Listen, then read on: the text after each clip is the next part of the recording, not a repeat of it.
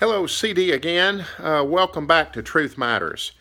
CD, why are you using those big words like epistemology and ontology? What do you have to use them big words for? Well, epistemology and ontology, respectively, are the two branches of philosophy. You want to be a philosopher, ask two good questions. How do you know that? The epistemological question and ontology, what is real? For real, I like to say the two questions comprising the totality of philosophy. Why is epistemology? Why are you talking about epistemology? Because it's a matter of life and death. Why are computers stolen? Why do we have hacking these days? We're hearing a lot about hacking these days. Why is that important? Because knowledge, information is absolutely vital. What do you get before you have surgery? Before you have surgery or before you have a prescription drug, you have a diagnosis. Another Greek word for knowledge is gnosis. Paul says in 1 Corinthians 13 that our knowledge is imperfect. Paul says in 1 Corinthians 13 that when the perfect comes, the imperfect will pass away.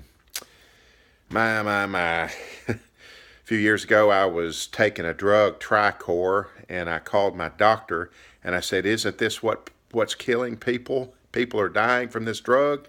So he took me off of it. Our knowledge of doctors.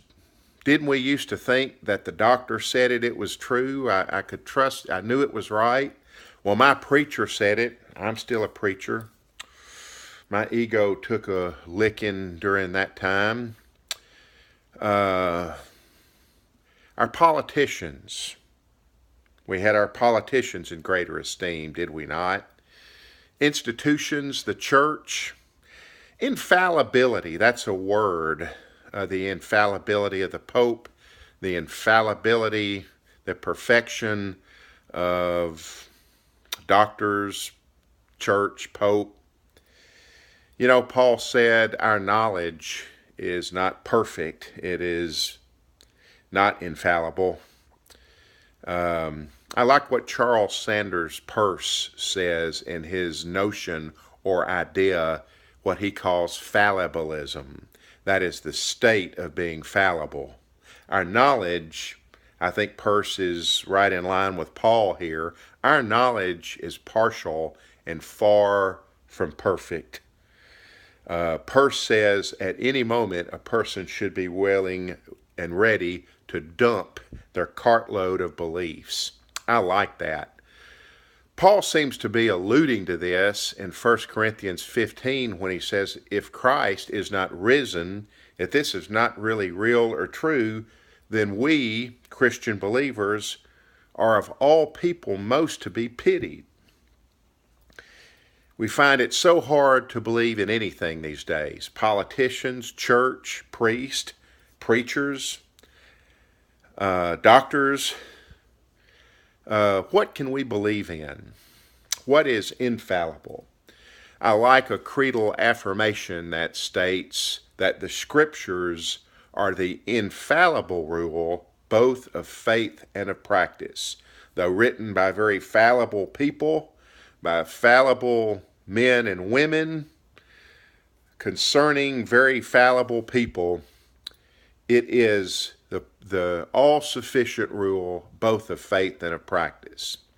Some scholars debated which was the most important part of Scripture, 1 Corinthians 13, Rudolf Bultmann, the love chapter from which I cited earlier, or 1 Corinthians chapter 15, the resurrection chapter.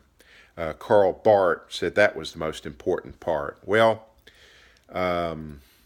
he said 500 people saw Christ, and Paul said, lastly, he appeared to me.